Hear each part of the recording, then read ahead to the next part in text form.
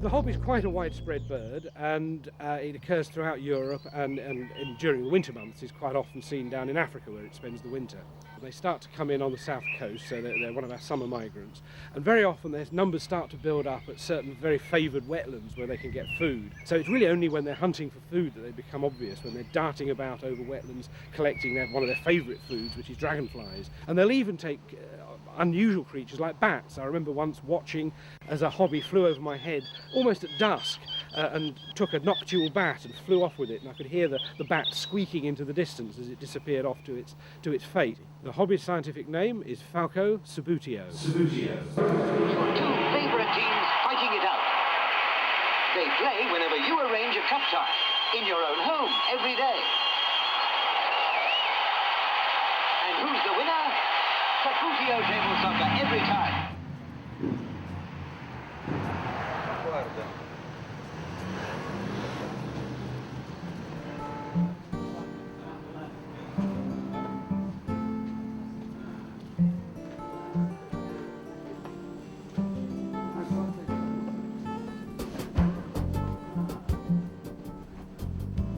Sai giocare? Con Subbuteo sei tu al centro dell'azione. Dove Ci vuoi vuole andare? più interpretazione. Grandissima parata. Colpisce con la punta del dito.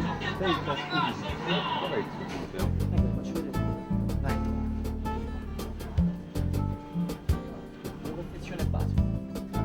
Che c'ha? All'interno ci sono due squadre, due porte, il campo, i portieri e i giocatori.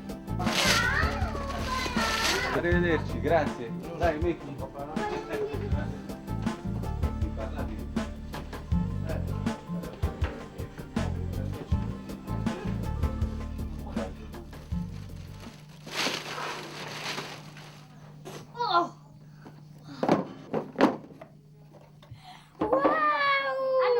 È bello!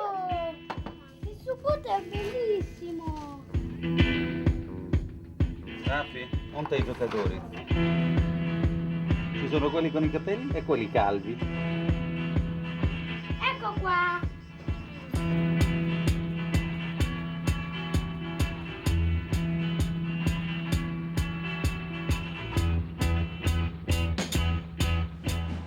And welcome to the game of the year, the one we've all been waiting for.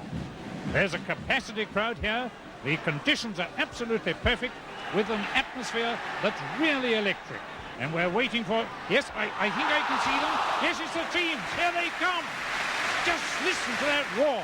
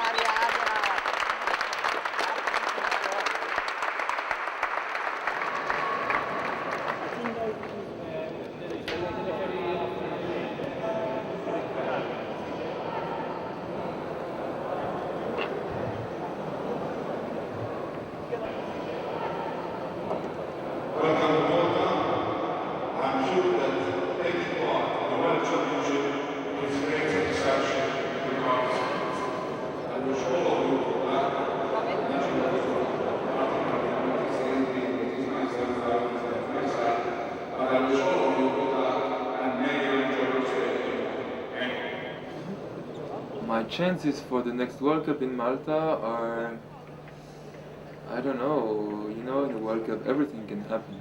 I hope, anyway, I will play my best, and if I play my best I have all the chances to win. Quest'anno il mondiale credo di poter avere più possibilità, non più di quelle che hanno comunque altri giocatori come Stefano De Francesco, Mattiangeli, Bolognino, Delon, Guimaraes e altri 2 o 3 che magari troveranno la giornata buona. Secondo me non c'è un vero favorito e vedremo, dipenderà da come ci si sveglia la mattina. Gol!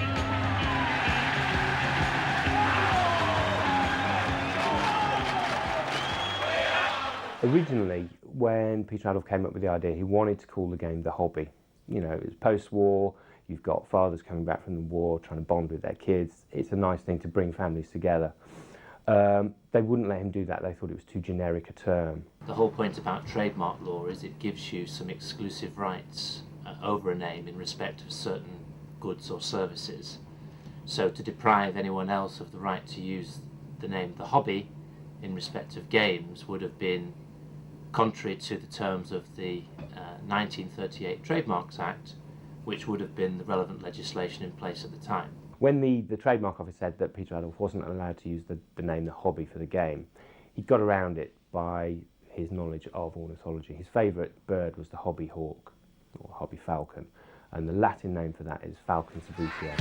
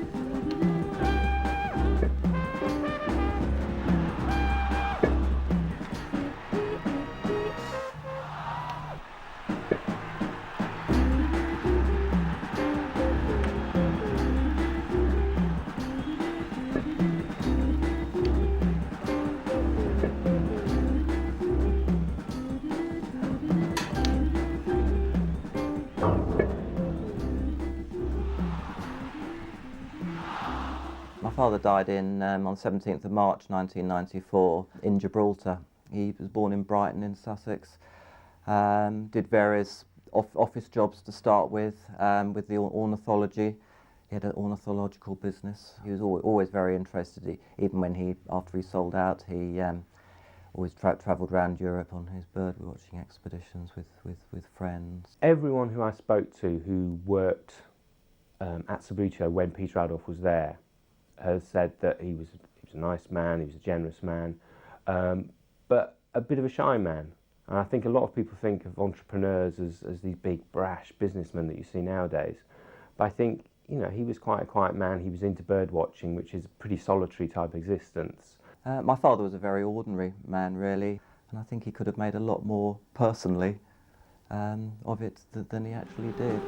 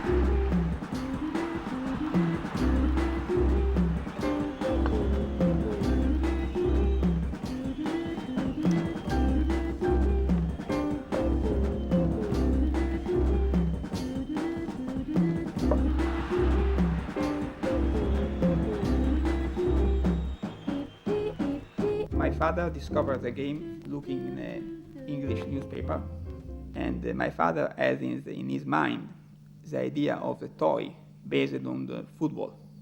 First, because he was a football enthusiast, and second, because my father saw me and my brother playing so many times with the homemade football game.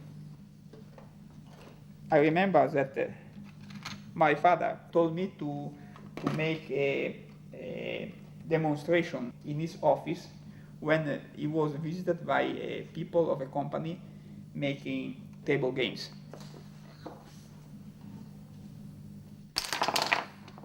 And I went in his office to play, and these people were looking at me, but they understood nothing. So my father discovered Subbuteo. And when he saw the advertising of Subbuteo in a magazine, in English magazine, in summer 1971, he contacted with a letter the manufacturer to try to have business together. Here we have famous pictures. This is Bobby Charlton with my father in our office. Bobby Moore with Gordon Banks. This is nice. This is Mr. Fabio Capello, the actual trainer of Rome. Emily Hughes, the Liverpool player. This is a picture of me, very young. Games have been an integral part of football from the earliest days, from 1884 when the oldest board game arrived. You know, the two seem to go hand in hand. Whenever people have played football and supported football, they've also had toys and games related to the great game as well. It wasn't just in England that these games were being manufactured. This one's manufactured in Germany, Tip Kick, around the period of the Second World War in the 30s and 40s. These were being manufactured. New Footy was the predecessor really of Subbuteo.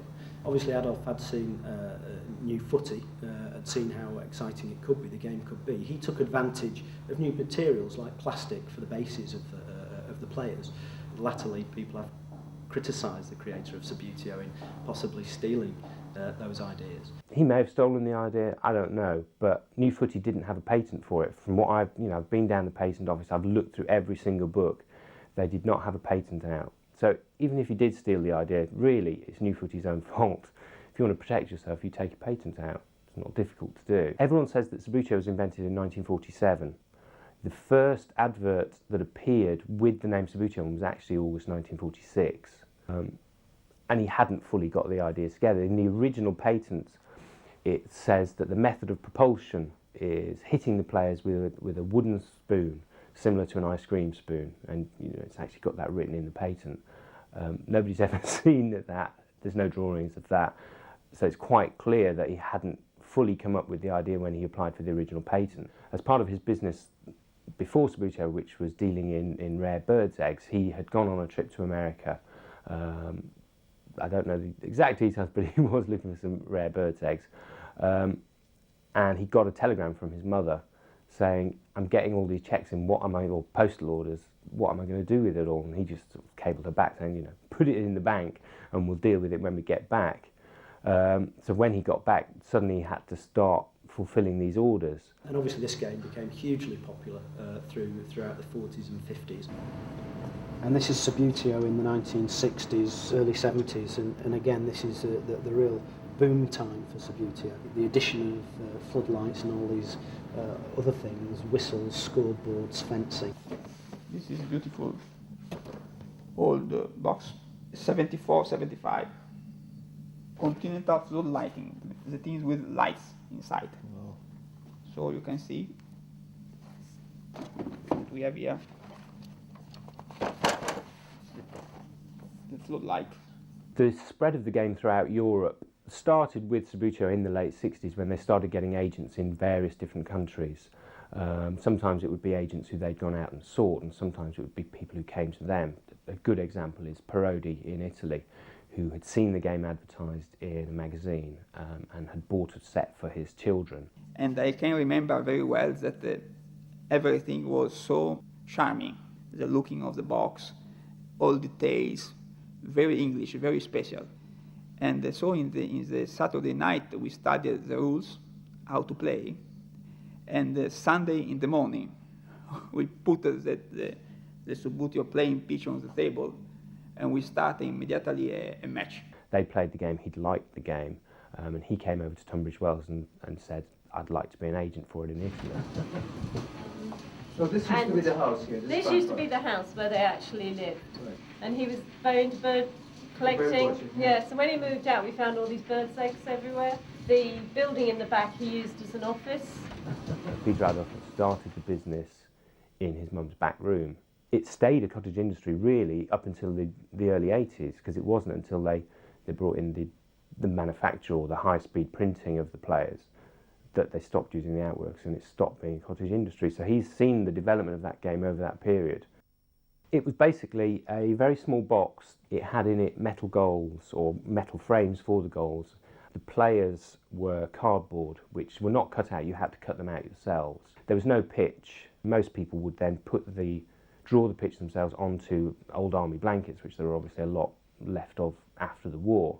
But the original Subbuteo, it was all about being able to curl your players around the opposition. So in real football, not everything happens in straight lines. You can curl around a player and you can nick the ball off them.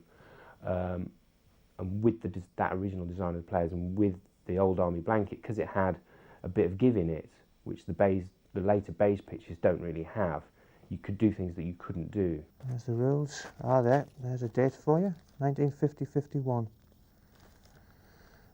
I wonder how much the game cost then. 10 shillings and a penny. The early sales of the game were pretty good, but a mail order business at that time can only grow to a certain extent. And also the limits of their growth were held in by the fact that there were only so many people who they could get to work on the game, and because it was quite a labour-intensive game to put together, they were limited by that as well. I think his main idea was for football fans to continue playing, the ones who could actually play properly during the winter, bring that home and to play it, recreate that on a small basis at home.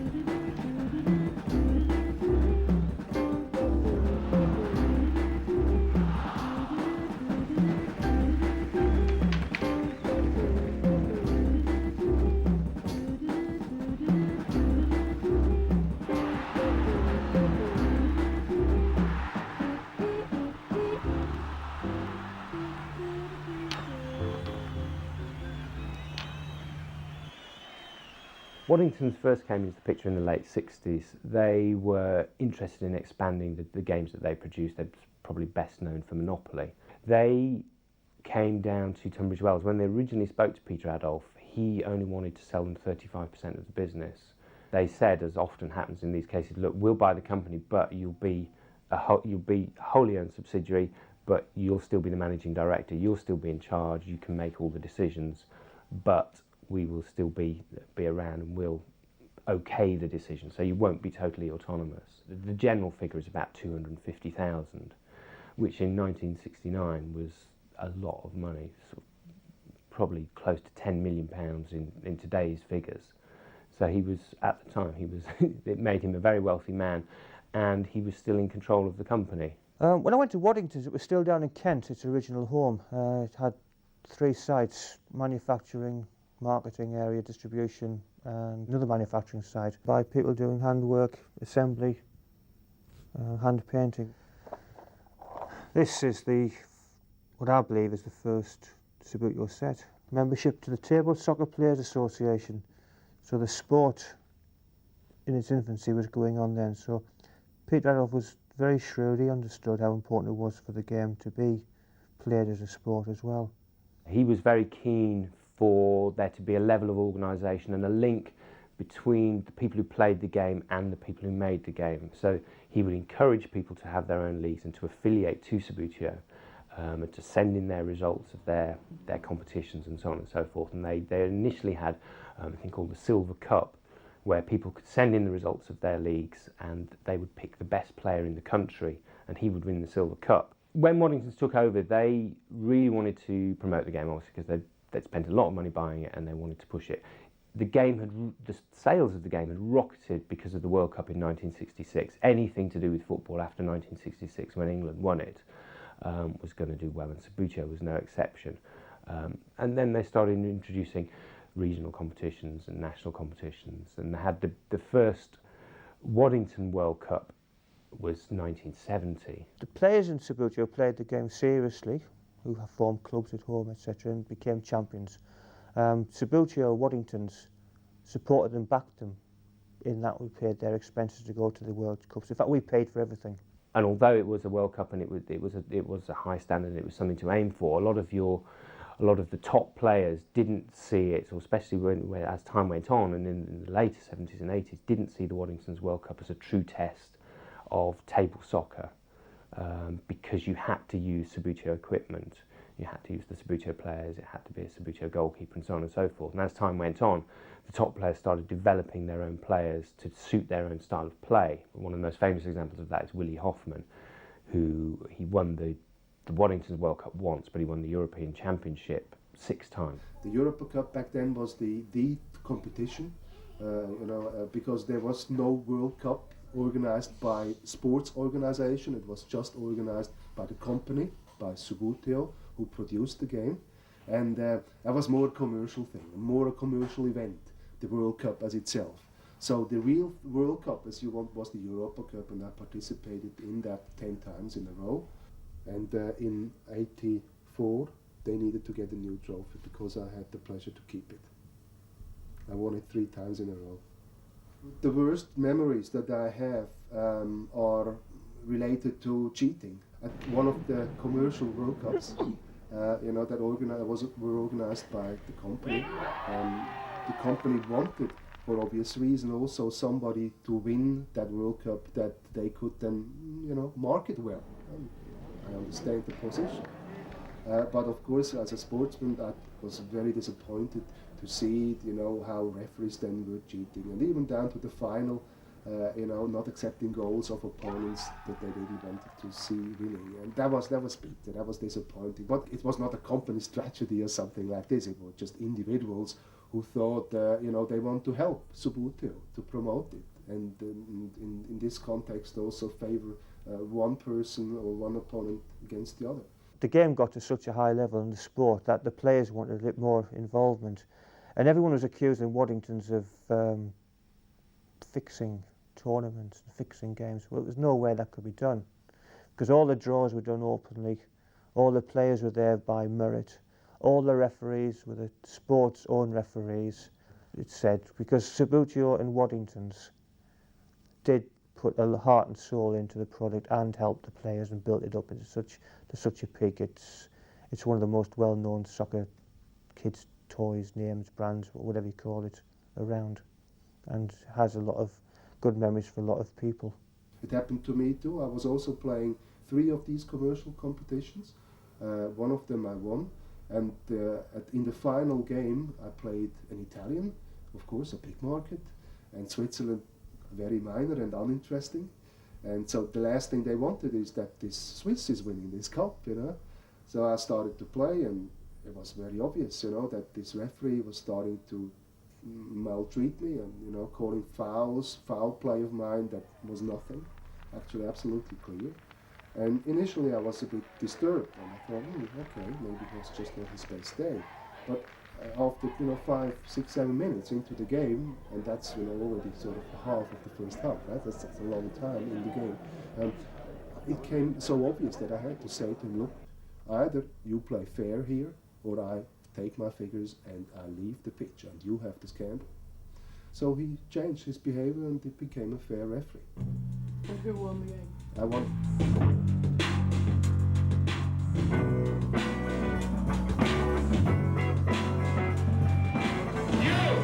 Come out of the dark and join the Supreme Parade. How can you press your concerns and imagine how real sport is made? It starts right when you see the colors and choose your own team. You will feel that your imagination is not the consequence of their dream. Just when you feel as the players begin to want the same, you will feel that just by amusement you can win this game.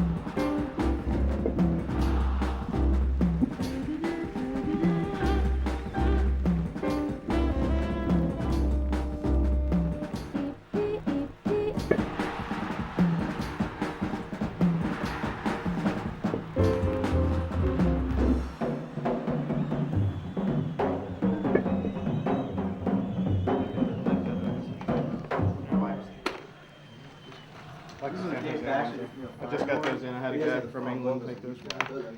Oh yeah? Did Baxter paint them yourself? Himself, you think? How did he do these numbers? Are these numbers painted? Diameter of the flat spot is smaller on the. It's all voodoo, man. They're never the same. There's no two bases the same. And also, everybody likes to look at each other's bases because they think that base could be the answer, the perfect base. Yeah. I hope to make it to the quarterfinals. It's hard to practice by yourself because it's a game you really need somebody else to play with. And shooting, chipping is my problem. So I've been spending a lot of time just doing that.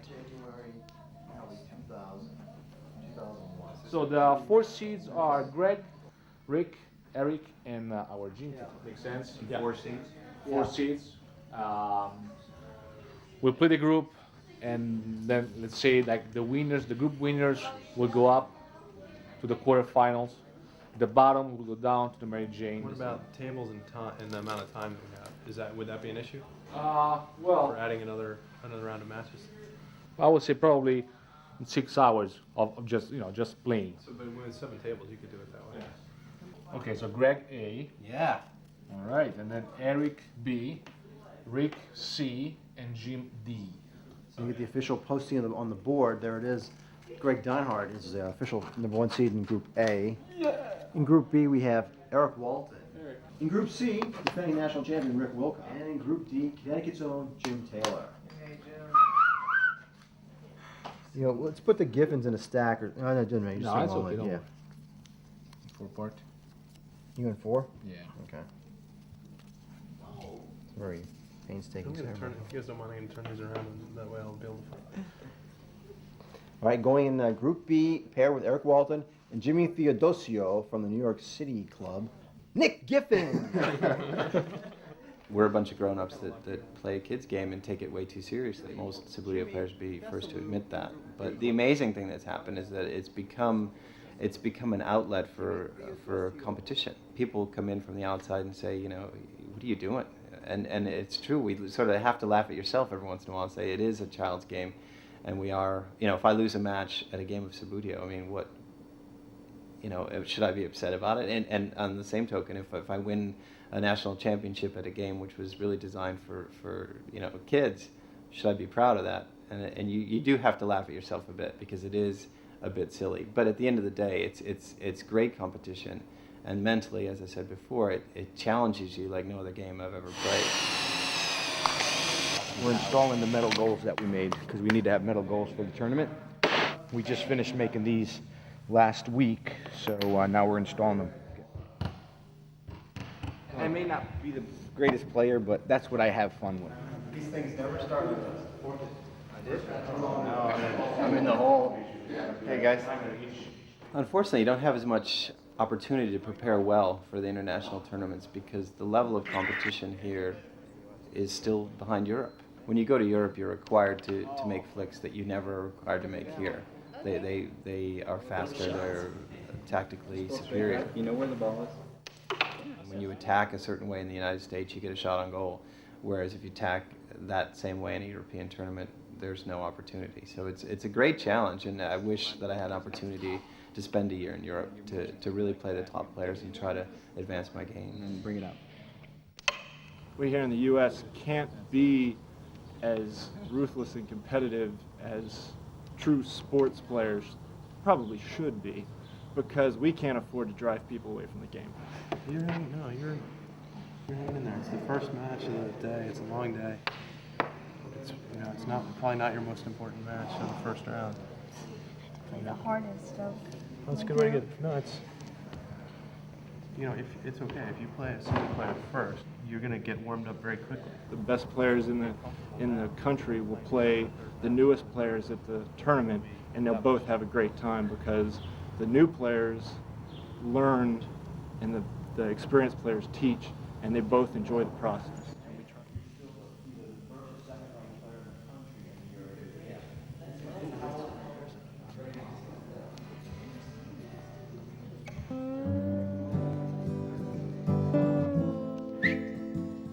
Table 1, Greg, Eric. Table 2, Nick and Massimo. Table Table 3, Rick and Marco. Table 4, Jim and Ryan.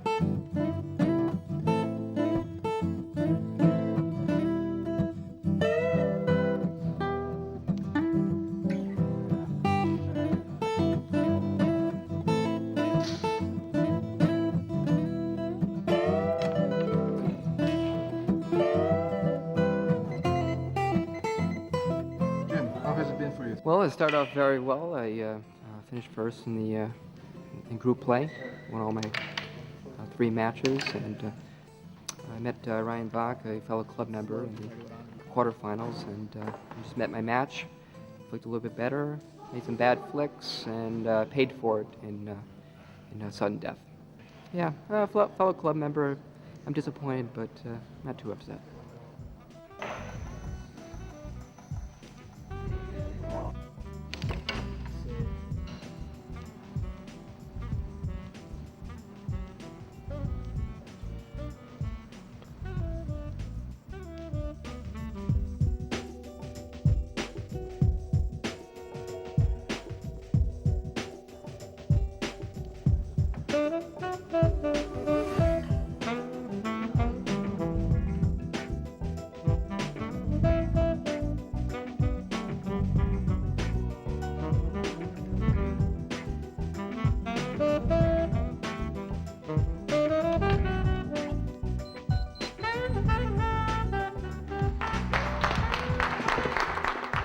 Even though we're a full stride behind the players in Europe, we still play with a lot of passion and pride over here, and hopefully our competitions and things will get us closer to the good players in Europe. This is a list of all the tournaments that I've won. On the top are the national championships I've won, and I've also played in 3 World Cups, which are I just didn't do very well, but I played, and so I took 1 figure from each of the World Cups and put them there. And I've also pulled out some of my other Subbuteo things to show.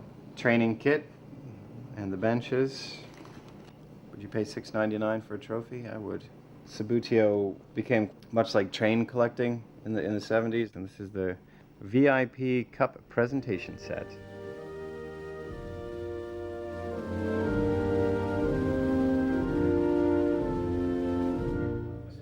Trevor Smith. I'm running the Subbuteo Club. Personally, I've been collecting about 20 years. After about a 10-year break, bringing up a family, etc., I then resumed trying to get back all of the stuff I'd had when I was 15, 16. I don't buy it with the intention of necessarily making vast profits. And I have spent, probably £10,000, I would say, over the years. But I'd just be happy to get that back. You have to step back in time into the 70s when it was a non-computer age as such, and this as kids was all you'd really got. It was this, and like Trev said again, it's dinky cars, it's action men, it's that sort of thing. I still play the game, but not a serious player. I just play the game because I still like playing it. I play it with the person that used to be my old next door neighbour. So once again, it's a bit of a step back to your childhood when we were both 10 years old. With Subbuteo, where it differed from other football games at the time, was you didn't have to pretend that your team in red was, Celtic or something. You could buy a team in green and white hoods. But the trouble is you just wanted more and more and more. Trouble is then I didn't have the money. Here we have a heavyweight team, a pretty run-of-the-mill one, which would go for about £10. It's Tottenham Hotspur, so it was a pretty high-profile team at the time. If you've got something like Bishop Auckland or some obscure 3rd Division Austrian team, then you may get 50 or 60. The more obscure the team, then the less inclined kids would have been at the time to have gone out and bought it. So it isn't how useful the item is, it's just how rare. Does anyone have a Dukla Prague? No. A Dukla Prague, that sounds familiar. Yes, wasn't there a song about that? There was, yes. Half man, half biscuit.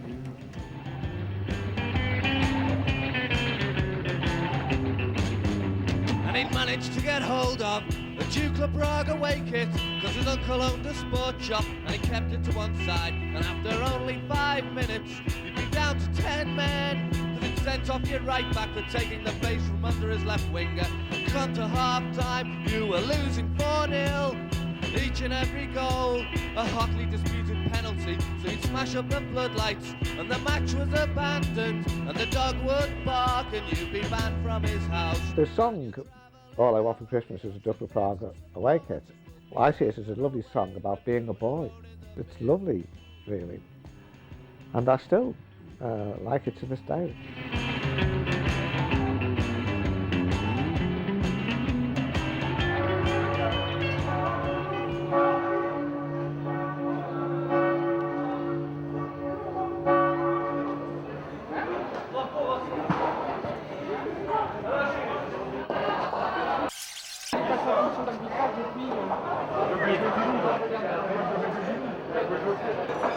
Belgians are the kings of Subbuteo.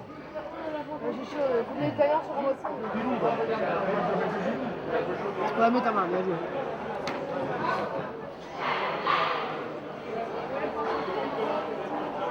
I really believe the youth represents the future of the sport.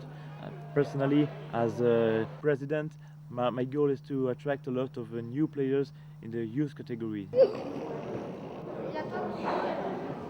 Belgique. Belgique. Bah non, parce qu'après, je dois jouer comme Gaillot, ça va pas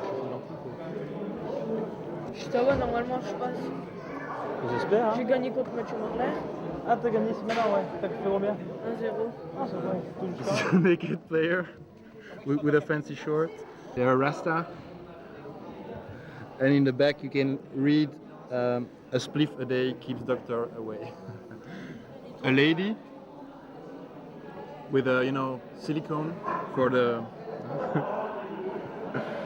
and an advertising for condoms. No need to introduce this one. Michael Jordan, 23 Chicago Bulls. This is Bob Marley.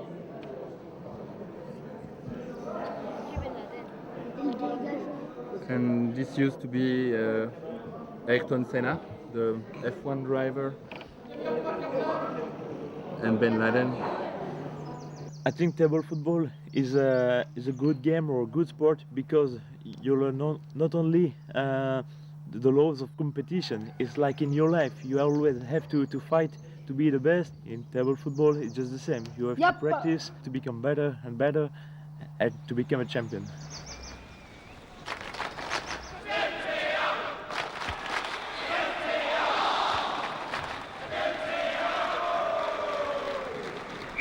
It was the closest most little boys ever got to playing at Wembley, and today the final whistle was blown.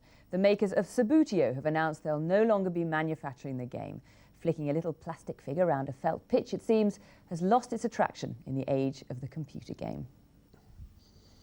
Subbuteo, from being one man's dream and Peter Adolph's, to become quite a major company with Peter Adolph and his marketing sales team, then became an important brand within the Waddingtons portfolio, along with Monopoly and Cluedo. It then became just one product within the Waddingtons range, which was then acquired by Hasbro, the world's second largest toy company, or was at then time the largest toy games company in the UK. Basically, Hasbro acquired the Waddingtons Games Company in late 1995. And at the time, Subbuteo was a game manufactured and marketed by Waddingtons, so that came along with other brands such as Monopoly and Cluedo. So late 1995 was when Hasbro decided to take interest in it. It was just a case of someone came in with a big enough offer and they couldn't really resist. I think the actual sale price was something like £57 million.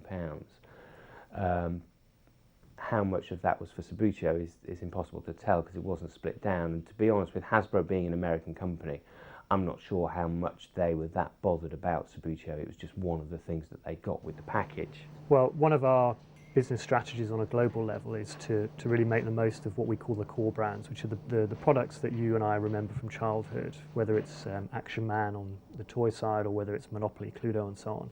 So we're very keen on making sure that we keep them up to date, we refresh them, but at the same time we stay true to what people love about them from their own, reminiscing from the past.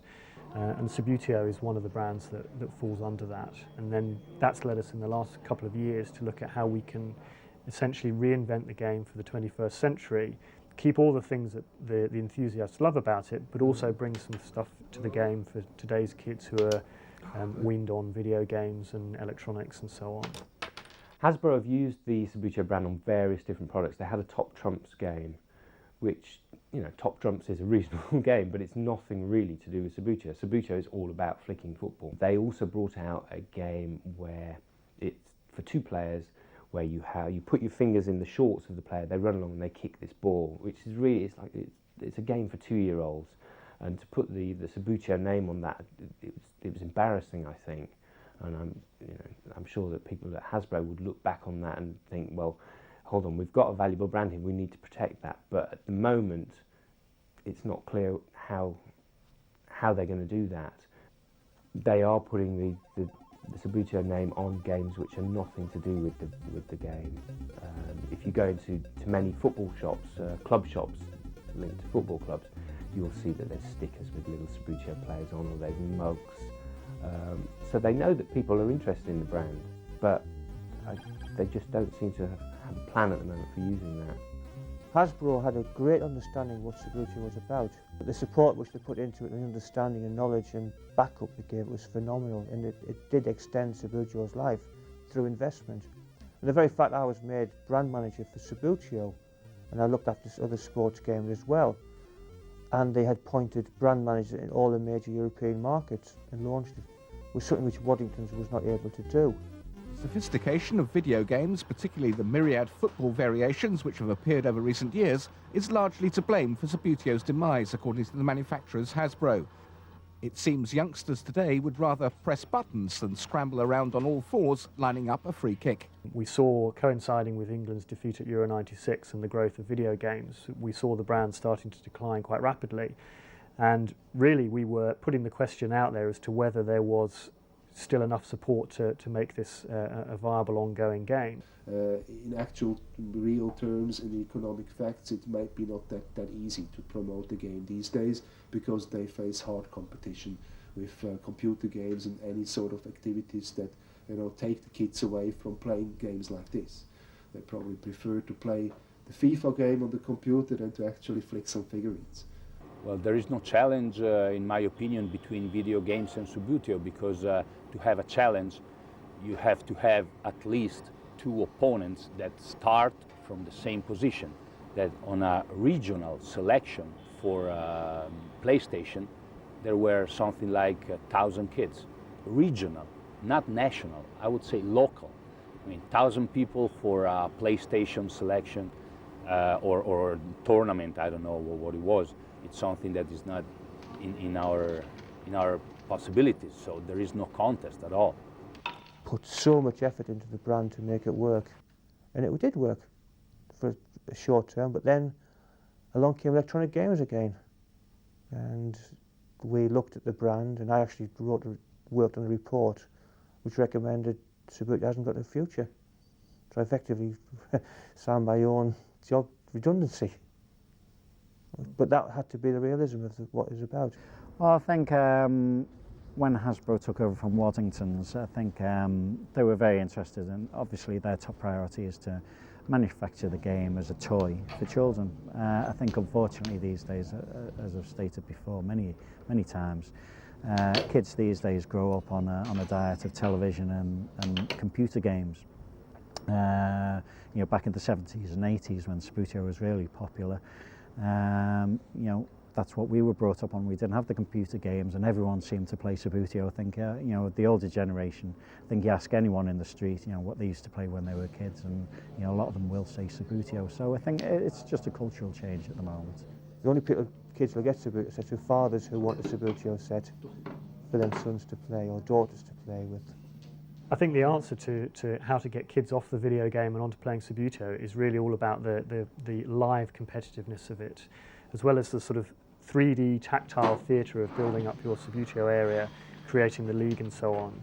There's a real thrill of playing against a friend, playing against a father particularly, that just can't be replicated on the PC or on the console game. So there's still a very powerful appeal there. To be honest, I don't think Hasbro have ever really understood why people play Subbuteo. As I said, Americans don't really understand soccer, association football, and even less do they understand Subbuteo. They realise that the Subbuteo brand is a very strong brand. There's something like 80% prompted awareness of the brand name, and they know it's a valuable concept. But I don't know if they know or if they believe that it's a valuable game to them other than as the brand. At the moment as we speak, nobody's making it. So we're waiting to see what's going to happen next. Okay, as I mentioned earlier, we're looking at what we can do with Subbuteo for the future and bring it up to the 21st century. And obviously what we're currently working on is slightly hush-hush, but I can tell you that we're very excited about the product that we've got in the pipeline. I think it does achieve what we're trying to do, which is to appeal to the established fan base, but also bring some new twists and some new things in for younger kids that will, make it appeal to them also. So we're very excited. We think we've got something that's going to work very well against both those groups, and I'm looking forward to being able to tell you more in the future. They don't know the users of the game, they don't know the lovers of the game, they don't know the history of the game. They cannot do the game and produce it. One of the two. Or they call somebody like me or like Parodi to help them in doing it for the people who uses it, or it becomes just like selling bananas. I mean, you go with 100,000 pieces, doesn't matter who buys it, it's enough to sell it, but it has no tomorrow. I'm very positive about the future of Subbuteo as a game. That at its heart is what it is. It's been great to have it on other pieces of merchandise, but fundamentally it's a game. I loved it when I was a kid, and I'm sure a new generation of kids will also love it. I think with some keen marketing, I don't see any reason why we can't get a whole new generation interested in the sport again. I would say that given the increased popularity of the Premiership clubs and Western clubs in general in Asia, I think there's bound to be a substantial demand there, much more so maybe than the 10, 15 years ago.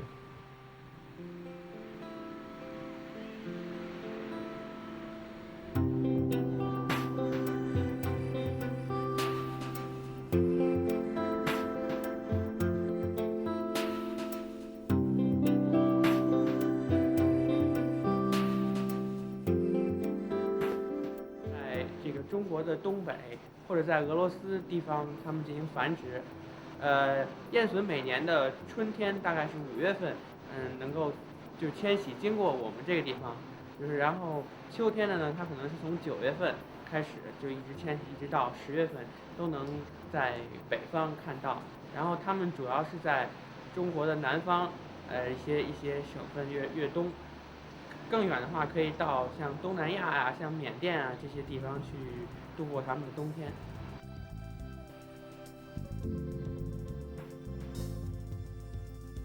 我们现在在这个河北省的秦皇岛市的北戴河。北戴河呢，如果对于观鸟的这些观鸟者们，他们都是非常熟悉的。就这个地方呢，是春秋这个候鸟迁徙的一个必经的这么一个通道吧。所以有很多的观鸟者来这里观鸟。那么雁隼呢，每年的春秋是必然经过这个北戴河的，所以我们选择这个地方来观察这个雁隼的迁徙的一个情况吧。我们做过这个鸟市方面的这种的调查，所以这个雁隼还是主要是作为鹰猎的这样的一种鸟吧，所以在鸟市上还是会看到有人在进行非法交易的。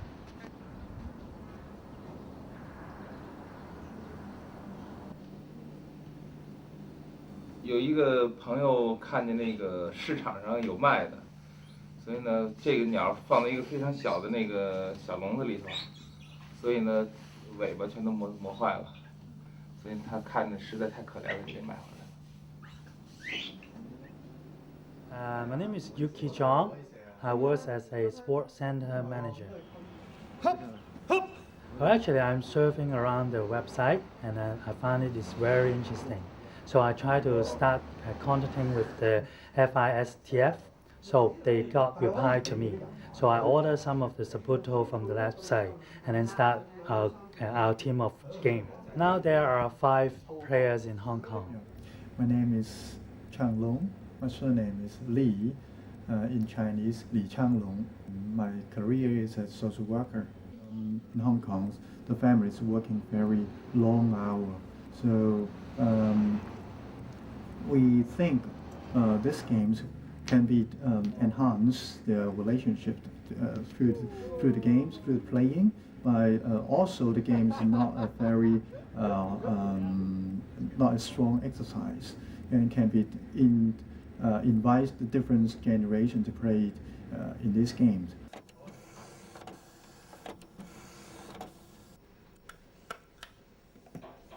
哇，勁啊！即係唔可以用手指。係手指。呢個咧，呢個咧，佢應該我哋咁撳嘅，咁得嘅喎，即係唔可以咁樣喐嘅。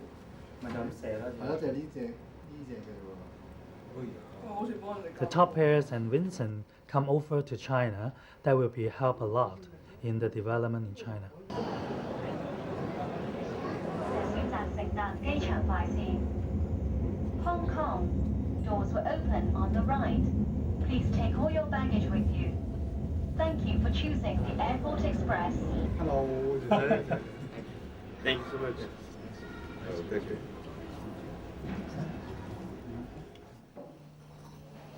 So you know that with this it slides much more. For example, like this. Yeah, if we don't do it. Okay. So Yuki, maybe you want to play a game? Okay. All right. Yeah. Let's start.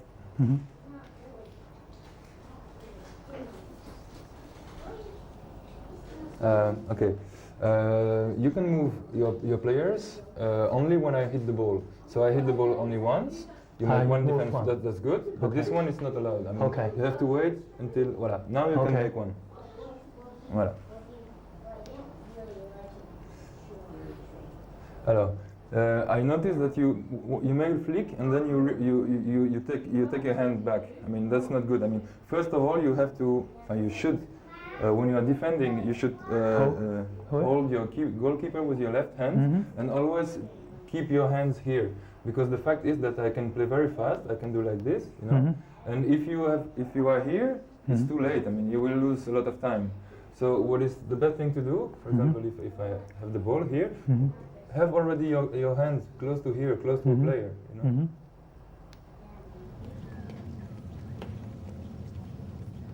Yeah, thank you.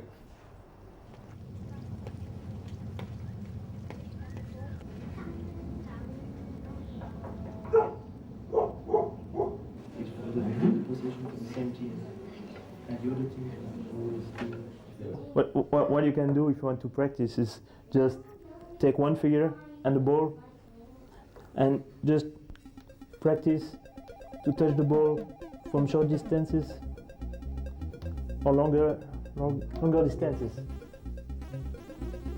Ready? Shoot. You ready? Shoot. Very good.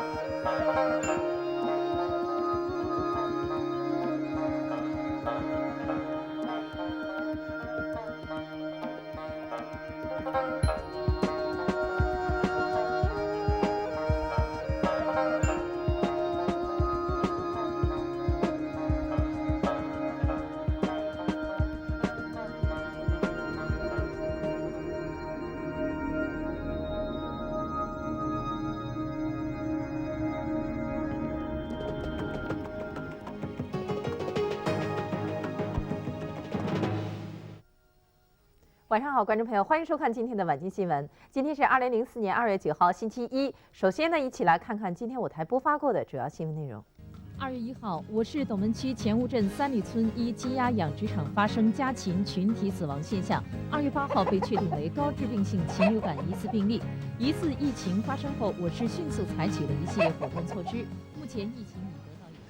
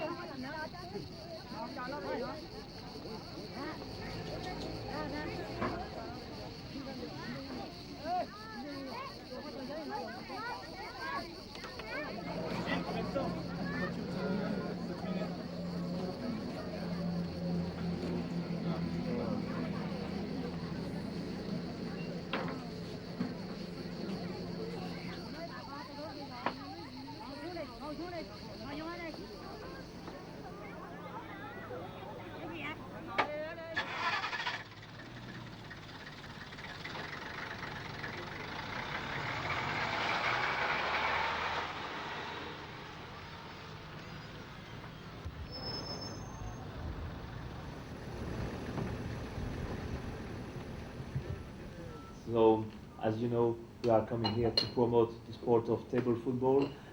Table football is not known very much in Asia, but thanks to our development here in Hong Kong, in Macau, and hopefully in Zhuhai, we hope to have soon some players attending and playing this game, and we have very good hope to see Zhuhai kids taking part in future competitions and tournaments, and it will be very good, I think, for the kids and for the other people too. 这个怎么打？对对，用手指。有多少运动员呢 ？Two players。Two players。这一套就5欧元吗？不是吧？ There were 33 tables in all. 有33个台子，在世界杯的时候33个。球台是不是跟乒乓球台？我知道呢個去打開㗎嘛。請啊選手話選手把啲電話我要。 But this is different than this. So this on this. It's okay. 好了，我们准备过去了。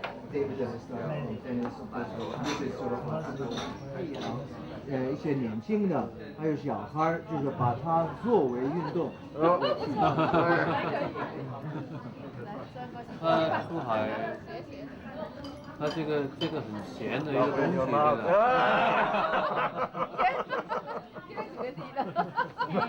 ，OK。Cheers。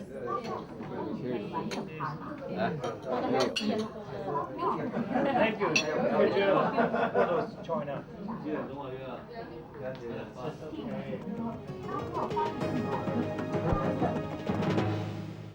人们常见的足球呢是在地上踢的，可是您见过在桌子上玩足球吗？这种新型的桌上运动近日来到了珠海。今天下午，记者在荣国团体育学校呢见到了这种桌上的足球。 这种桌上足球说它新型是因为它首次进入大陆。其实桌上足球运动起源于1947年，是由英国人发明的。当时呢，人们只是把它当作一种游戏。后来越来越多的人们参与这项运动，以后有了桌上足球运动国际联合会，每年举行一届世界杯比赛。这小小的桌上足球每年都吸引3000多人参加比赛。 今天，桌上足球运动国际联合会主要负责人和2位世界杯冠军携带他们的桌上足球来到珠海，吸引了许多爱好者前来学习。家庭里父子之间、母女之间通过桌上足球增进沟通和了解，被人们称作是一种时尚的、健康的运动。本台记者报道。我觉得这个运动很吸引人，而且感觉到很有趣，所以我们大家都很愿意去学习这个运动。 因为我觉得我特别喜欢它，我第一次玩的时候我就感觉到它很有趣，我很喜欢它。我想如果我努力的话，我也会继续天天玩。这个运动呢，在欧洲还是比较盛行的，在我们亚洲还是刚刚开始。政府呢，对人民群众的体育运动的开展也很关心，都希望那个全民办体育，将好的体育运动推广出去。我们就是等适当的时候。 条件比较允许的时候，我们也争取积极去宣传、推广，也欢迎你们有一些将国际的大赛，拉来我们珠海举办，然后我们呢通过举办大赛，让人民认识这个运动。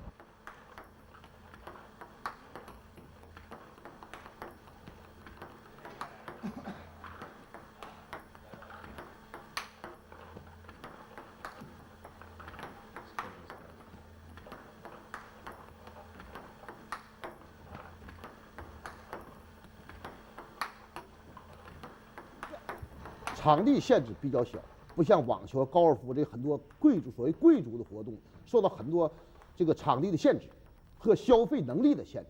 刚才你讲消费能力，因为中国老百姓就是说，普及一项运动，首先考虑到老百姓的承受能力。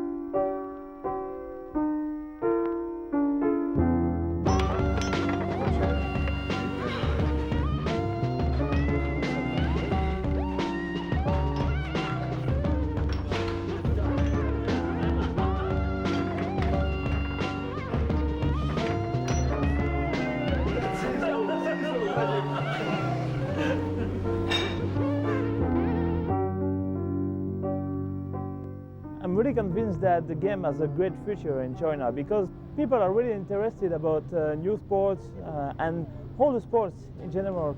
I think table football can interest a lot of kids and that can become a really good activity in the schools and in the sports schools.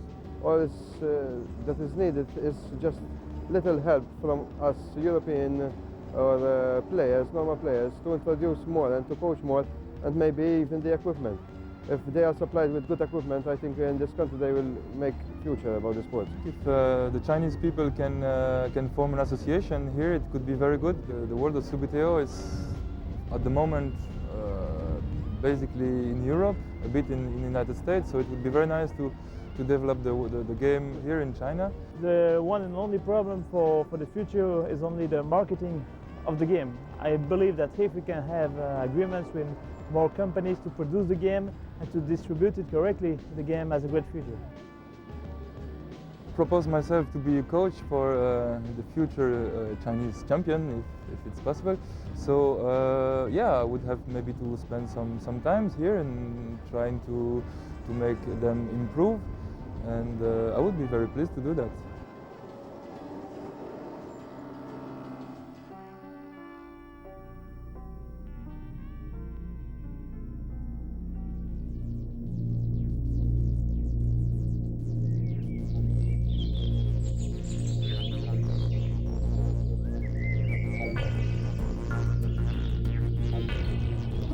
In the Maltese Island, it's a migratory bird. We see it during the migration period. Quite rare during the spring migration, but more common in the autumn migration, mainly from mid-September up to the first 2 weeks of October. One can see up to 10-15 hobbies in a day. All birds of prey, including the hobby, are protected species in the Maltese Islands, but legally protected on paper, and what happens in the actual fact are two different things. The main reason why the birds are shot, few are shot for the pot, but the majority, unfortunately, are kept as private collections. So the birds are stuffed, mounted, and kept into private collections. If a hobby would be flying, coming over to Malta, the only thing I would say at the moment is change direction, fly fast the other way.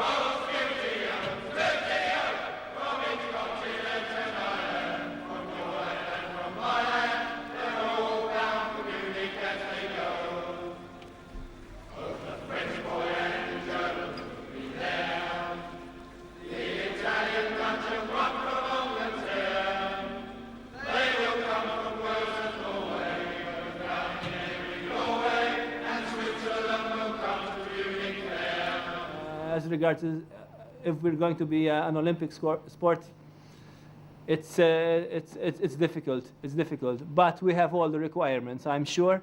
All we need is, I think, we need a more concentrated push, united together with all the nations to make this dream come true.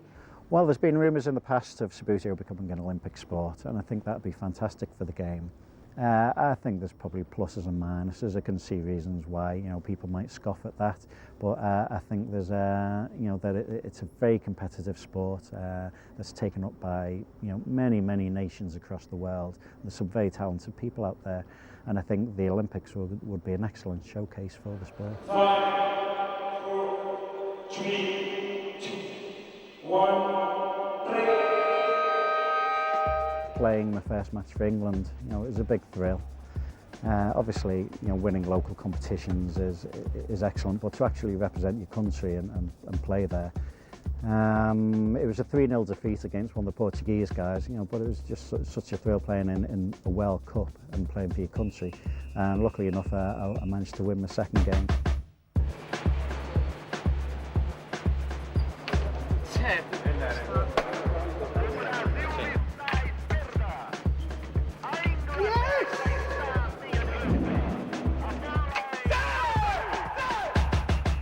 Massimo Bolognino from Italy.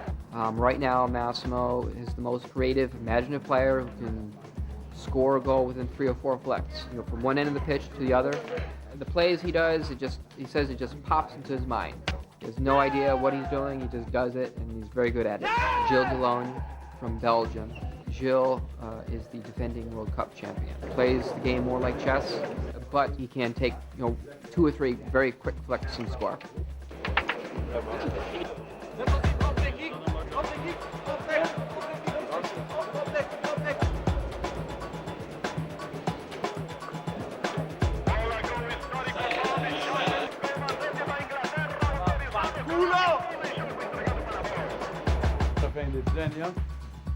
u għandit tassili 4.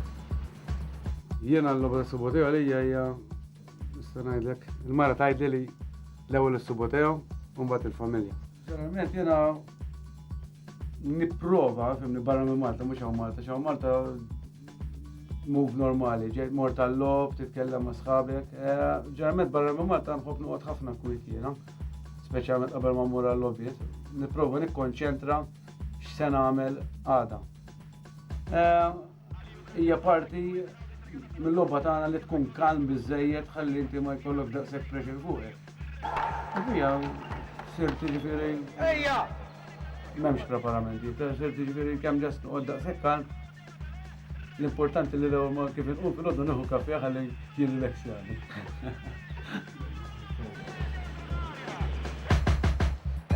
L'unghia, molti giocatori la usano portare lunga perché comunque è una questione di attrito anche sul panno. Io l'ho sempre portata così, abbastanza lunga come altri giocatori, anche proprio da quando sono ragazzino.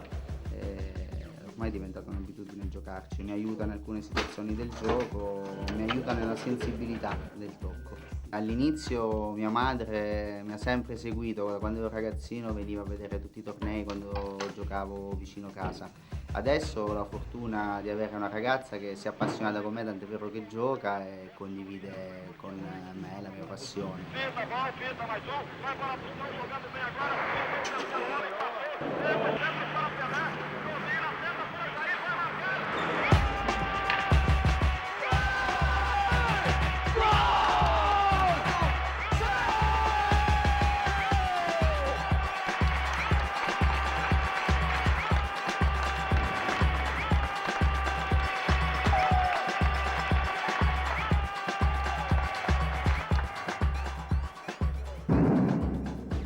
In Malta at the 16th annual Subbuteo World Cup, Italy in the white shirts take on Belgium in the final. In this year's final, one of the traditional powerhouses of the game, Italy, take the title.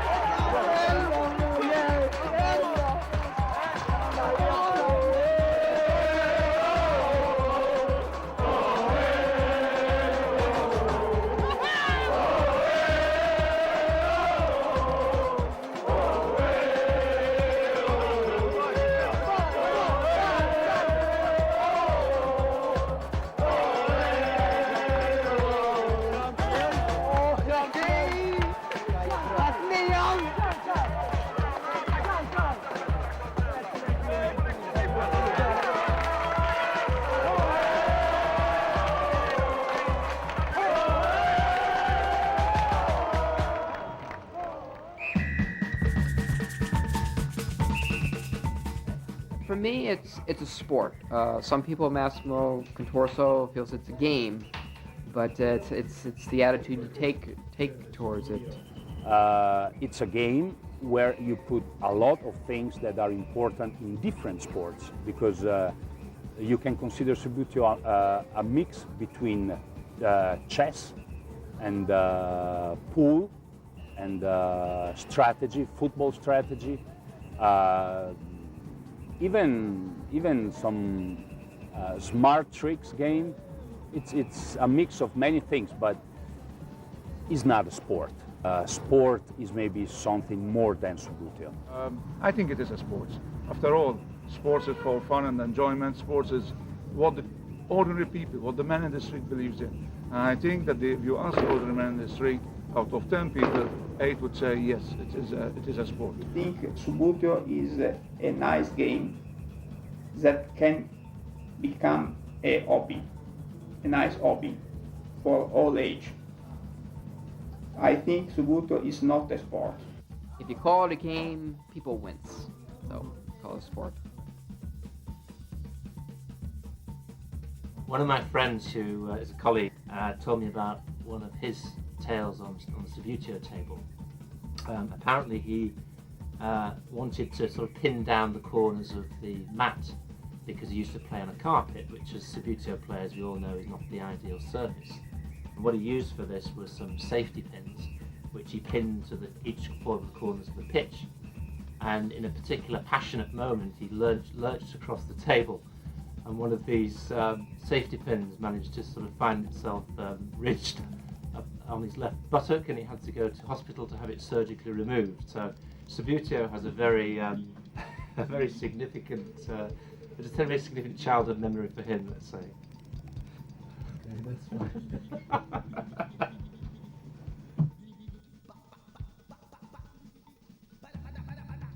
I never actually owned a set myself, I have to admit, and I'm afraid I was always the one that tended to kneel on the players, so games used to end up with me only with about eight players on the pitch and the others in treatment.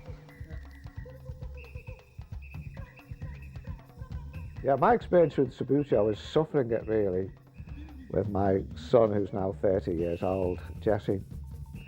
He got a set, and you know, at that time he was an only child, and I had to play this bloody game with him. It drove me mad. I could not see the point at all, really, of, you know, doing this or whatever. It just seemed to be so stupid. But I did suffer it for a few years, yeah.